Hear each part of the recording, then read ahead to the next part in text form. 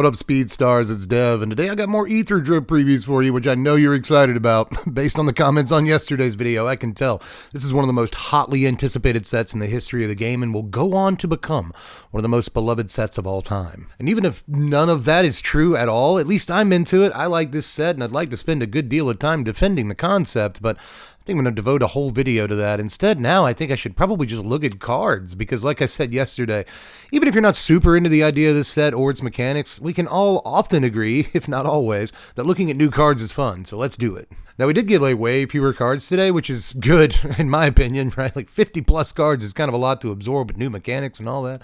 Instead, today we got like 10 cards to look at, which is way more palatable, and good consequence of that is that you get way fewer commons and uncommons. We got like 0 commons so far today, so that means we get to start with the uncommons, and some of these look cool, if not super duper useful. So with that in mind, let's start with Hour of Victory here. Remember when we had Hour of cards in the Amonkhet sets? So now we get Hour of Victory. This is a 3 mana enchantment. 2 and a black. It has Start Your Engines. When this enchantment enters, create a 2/2 black zombie creature token.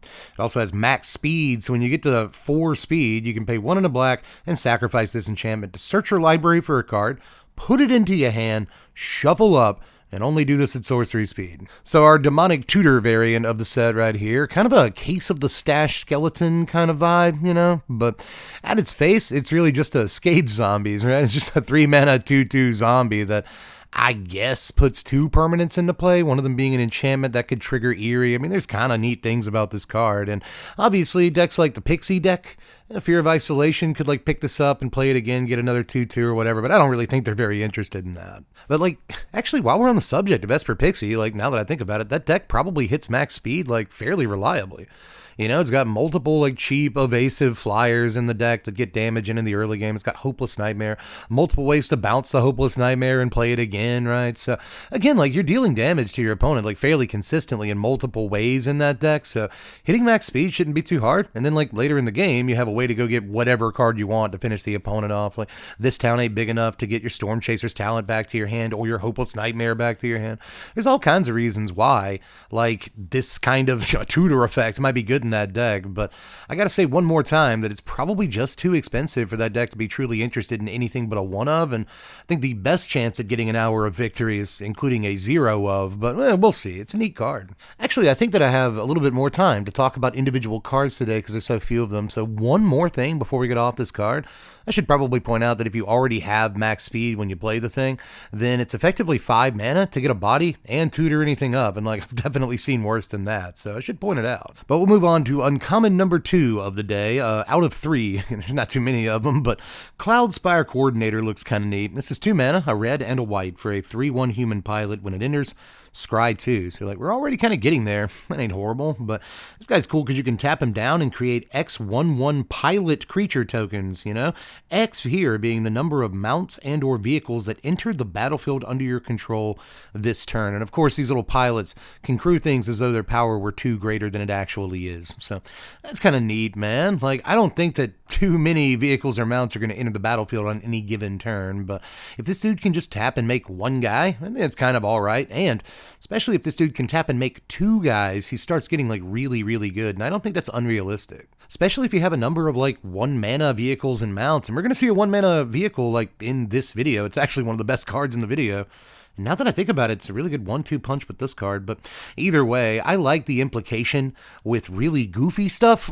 You know, when it comes to cards like this, you could always use this to just really juice like an Impact Trimmers or a War Leader's Call or something like that. And if you want to get like max goofy mode, I guess you could always use like an artifact or enchantment that lets you, turn all of your creatures into a specific creature type, and then just choose mounts. I'm pretty sure that just works. And then this dude just taps to create a number of pilots equal to the number of creatures you control, which is probably pretty good, So I think you can probably do some like really dumb stuff with this guy, but I'm pretty sure none of the dumb stuff is actually good. It's just pure fun, and like I support that. I like Magic cards that are fun. Sad thing is though, like every deck that I want to put this guy in, I'm like, oh yeah, that doesn't have any mounts. You know what I mean? Like I want to put the guy in Arabella, pretty badly, but like, this guy does nothing in Arabella. What am I thinking? You know what I mean? So I'm just not really sure if he's actually good. He's probably more of like a must-kill thing in Limited, because your opponent, in Limited, probably your opponent's going to have like 3-4 vehicles or a mount or two.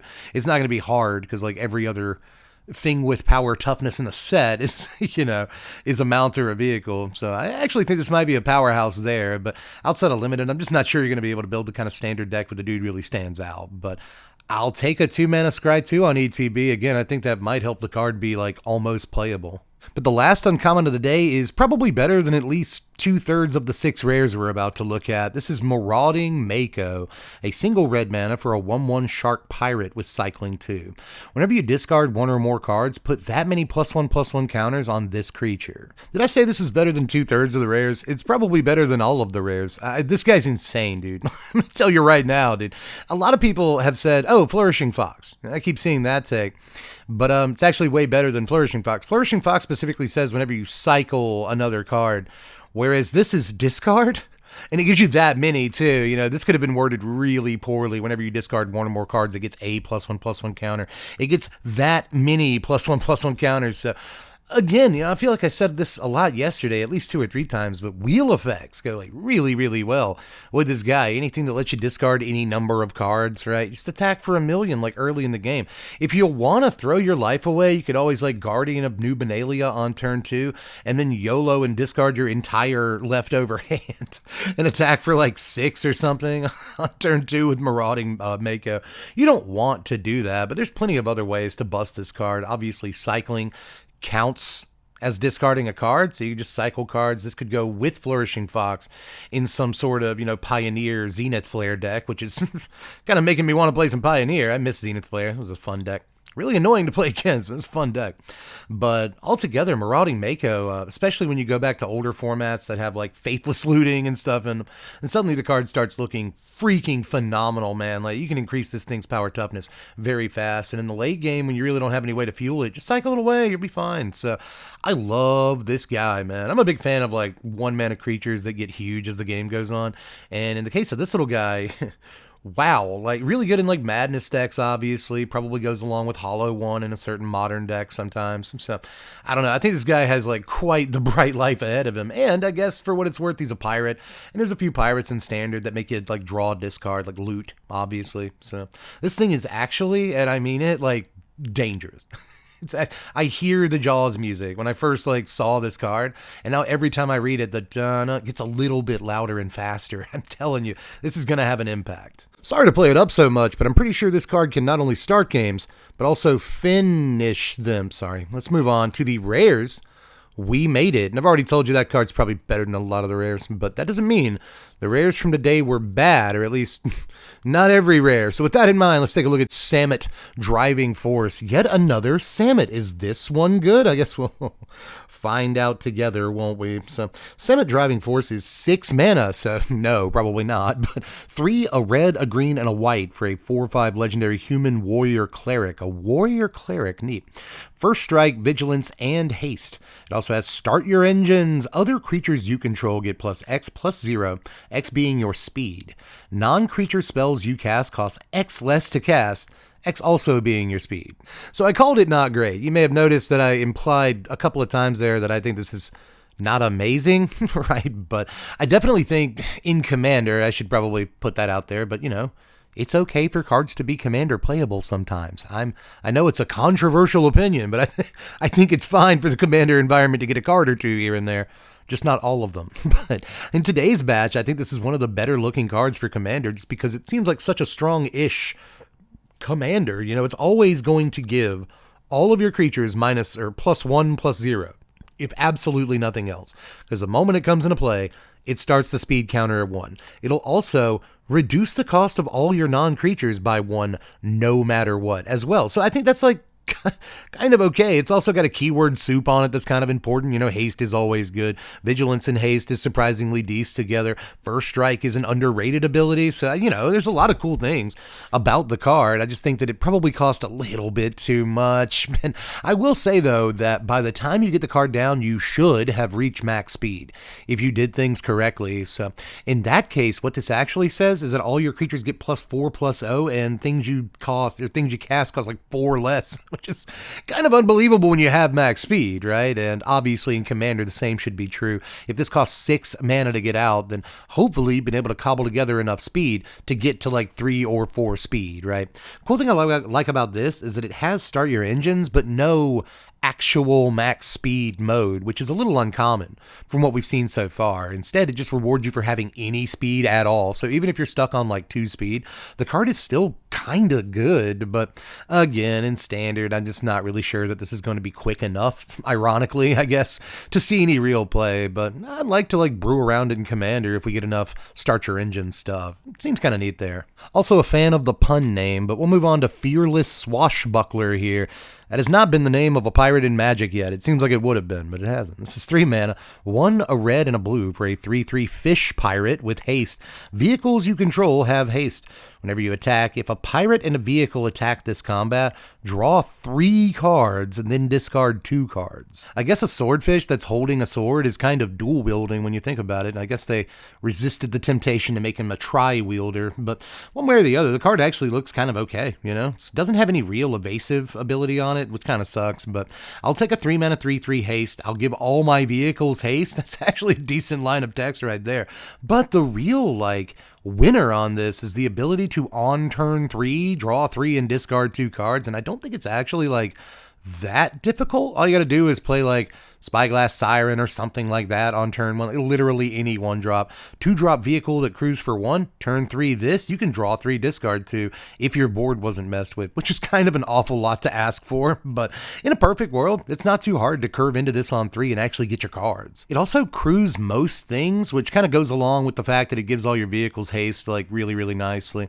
Most of the vehicles we've seen so far in the set, and I presume a lot of them, are crew 3 so that those little 1/1 pilot token guys can crew them effectively. So any creature with 3 power is going to be able to crew like most of the stuff in the set, I presume. So that's a nice little bonus. Just an all-around like decent package here. And finally, this might actually make the Belligerent a playable Magic card. I've only seen it show up as a 1 or 2 of in like Grixis lists here and there of months and months back at this point. It is not a card that has seen too much Standard play, obviously, but they curve so well that giving the Belligerent haste is also sick, by the way, but they curve so well that I think there might be something there.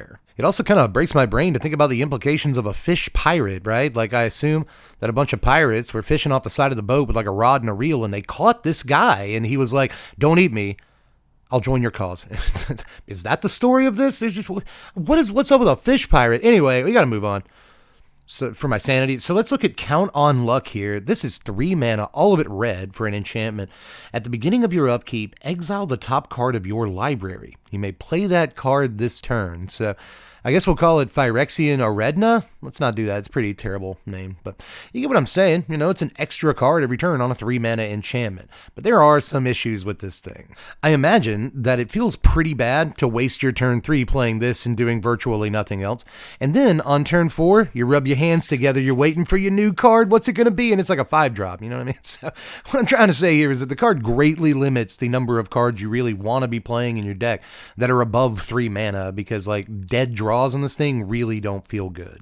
And that's kind of a shame, because it feels like it wants to go in like a big red deck to be an extra card draw piece, but again, you're going to get some blank draws on that. You're going to feel really bad about it. So that means that it probably wants to go in a deck with a more aggressive curve, but aggro decks probably really don't want this card either. So as far as like competitive environments, I'm not really sure where this thing goes, but I think it'll almost surely find a home in Commander where you don't mind a dead draw the first couple of turns if you can help it. You can also just drop this later in the game and not really worry about those mana implications on the next turn when you draw your card off of it. So, you know, I think that there's some good things about it there. It is a little bit tough to cast. The other worst thing about it is its casting cost cost. But again, I think there's plenty of, mono red or even red X decks in Commander that really wouldn't mind drawing another card every turn. We've seen effects like this in red before, but often they cost 4 or even 5 mana, God forbid. Now, we've seen effects like this in red that cost 3, like Furious Rise, but that wants you to jump through hoops and have like a big creature in play or whatever.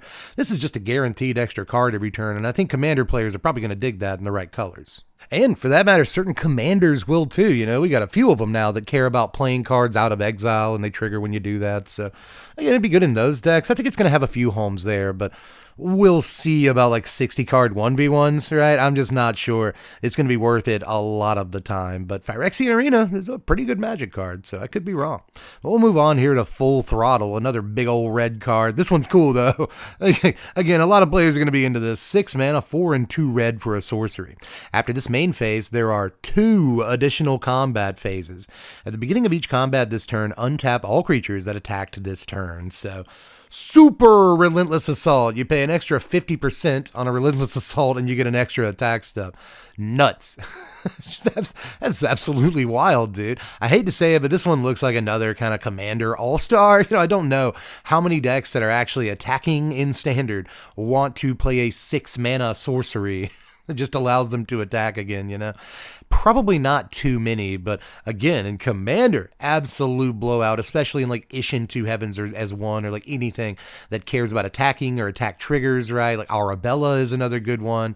So, I don't know, this probably has, again, fair work to do in that format where I think it's like, a $7 card a few years from now, really, like, or more. So, just keep it in mind for that environment. But again, this is just like way too expensive for Standard unless we're doing something like awfully tricky to get to it. But moving on to the final couple of rares of the day, these are almost certainly very good Magic cards in a few different formats, competitive environments included. And let's take a look first at Marketback Walker here. This is 2X for a 0/0 artifact creature construct.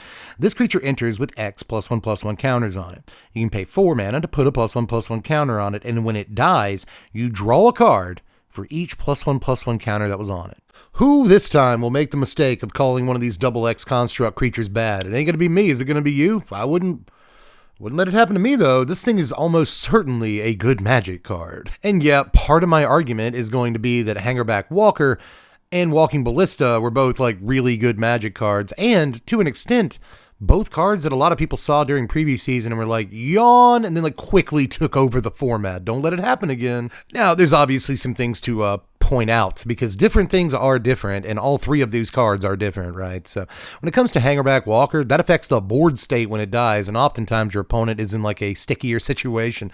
They would have rather dealt with a 5/5 Walker than 5 1/1 tokens a lot of the time. It was a really good card in mid-range decks of its day, but again, that's because board presence mattered an awful lot. And when it comes to Walking Ballista, this card just kills your opponent immediately. It's still a really expensive card because it's, all kinds of infinite combos in older formats, but also infinite combos in Commander. And just when you have infinite mana, it's a good way to funnel all of your infinite mana into just a kill shot. So Walking Ballista is still kind of a legendary card for its combo potential, and its especially infinite mana combo potential to just end a game immediately. And this card is not either one of those. That said, though, it still scales pretty well. I mean, at the absolute floor of this, it's a 2 mana 1/1 that draws a card when it dies. And like, okay, that's not the worst card I've ever heard of. I'd play that every now and again, depending on the deck. So, all right. But apart from that, it also can be, a 4 mana 2/2 when it dies, draw 2 cards. And now, again, it may not seem super impressive to everybody, but we're actually getting into a territory I can start agreeing with. A 4 mana 2/2 when it dies, draw 2 cards, crazy. A 6 mana 3/3 draw 3 when it dies. Again, it may not seem super impressive to some people watching here, but I'd say the fact that you can do any of those 3 modes and beyond actually makes the card really, really versatile. The actual problem with this card in Standard right now, at least, is that it dies to lay down arms, anoint with affliction, torch the tower a lot of the time. it doesn't give you any value. It also obviously dies to Sunfall, so, we might have to wait for a couple of cards to either rotate out or become a little less popular to play, because dies triggers aren't as easy to proc as maybe you think they are. So outside of Aristocrats decks or other decks that can force like a sacrifice in the face of an exile, effect, and I think that it might not be as good as some of the other creatures that have come before it. But all that said, a way to filter all of your big mana into a thing that will eventually draw you like 4 cards, we're looking okay. And this should be obvious too, but the bigger it gets, the harder it is to actually deal with for multiple reasons.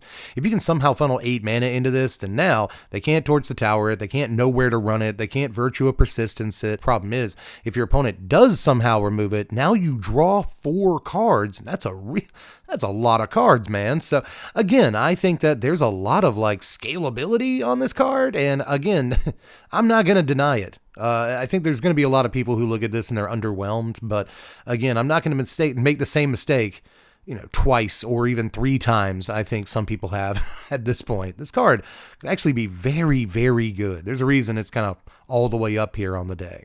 But the final rare of the day is Voyager Glidecar. This impresses me. This is a single white mana for a 2/3 vehicle. When it enters, you scry 1, and also cruise for just 1. And finally, you can tap 3 other untapped creatures you control. Until end of turn, this vehicle becomes an artifact creature and gains flying. Put a +1/+1 counter on it. Okay, 1 mana 2/3. It crews for just 1, and it also crews in another way too if you need it to be easier to crew. And apart from that, ETB scry 1. Like ETB get an artifact and scry 1, which I actually think is really, really good. In certain decks right now, I've already brought up the like blue-white cookies deck. It's like blue-white bunny corn dot deck with like Zoetic glyphs and stuff. Plays a lot of artifacts, plays a lot of artifact tokens from like Spyglass, Siren, Novice Inspector, right? And something like this, it's just another 1-drop artifact for that deck. It's also another 1-drop artifact for the like Boros or Jeskai tokens deck. They'll take what they can get at this point. They really like Clockwork Percussionist, but wouldn't put it past them to play a copy or 2 or 4 of this card, because it's just a really solid 1-drop that, may not draw you a card like Percussionist can effectively, but it can fix your next draw, get you closer to that Immodane's Recruiter, and that's kind of fine too. Apart from that, it functions like somewhat similarly to Warden of the Inner Sky, except you don't have to put a bunch of counters on it before it gains flying, right? If you tap those guys down during your turn, then it just gains flying no matter what, and suddenly it gets in for like 3 damage on turn, usually turn like 4. At turn 3 it starts flying if you're really, really lucky. But in a deck full of 1-drops and Resolute Reinforcements and stuff like that, I could see, we've already seen how good Warden can be. I could see actually getting this thing's power relatively high. Also neat that you don't have to do this at sorcery speed, right? So just at the end of your opponent's turn, right, if you didn't attack or nothing happened, you got some vigilant creatures that did attack, whatever, just at the end of your opponent's turn, you just put a +1/+1 counter on this if you have 3 other untapped dudes. I think that's kind of really good too. So I don't know, man, a single mana for this entire package, and at the very least, no matter what, it will get you value. So that's okay. You know what I'm saying? Just all kinds of good things about this little car here. Our only mythic today is Ketramose, the New Dawn. This is 1 a white and a black Orzhov. Let's go, Orzhov gang. This is a 4/4 legendary god with menace, lifelink, and indestructible. Ketramose can't attack or block unless there are 7 or more cards in exile. Whenever 1 or more cards are put into exile from graveyards and or the battlefield during your turn, you draw a card and you lose a life. I like a lot about this. I guess to get the downsides out of the way, it may literally do nothing. There's a big chance, I think, actually, that if you don't have ways to support this, it's just 3 mana to skip your 3rd turn. And that's not really a good deal when you think about it. But, if you're playing your deck right and you know how to build magic decks, that shouldn't really be a concern. It's the phrase "from graveyards" that really gets me here. If it was just exiling things from the battlefield, there would actually be enough things you could do with it, just in terms of like exile-based removal and stuff like that. Tear Asunder can exile, I believe, if I'm not mistaken. But like Lay Down Arms in this color combination can exile. Not on My Watch can exile as a removal spell. I mean, there's plenty of exile-y stuff, way down to even like Elspeth Smite in white and black. These colors can exile things from the battlefield. But when you add graveyards into the mix, now you are really drawing a lot of cards. One cool thing about this too, while we're talking about graveyards, is that it is both good with a card like Ghost Vacuum or Agatha's Soul Cauldron or any of these like artifacts that can take cards out of the graveyards and mess with reanimators. So if you're a reanimator deck, this might actually be like reasonable sideboard tech against cards they're going to bring against you, like Ghost Vacuum. Like, okay, get rid of my reanimator pieces, I'll draw cards. I'll eventually have this indestructible guy. So all of that actually seems like good tech against the reanimator decks, but obviously if you're playing a Ghost Vacuum or cards like it, you know what I mean? This card gets a little bit better. Every time you activate your Ghost Vacuum on your turn specifically, you draw a card.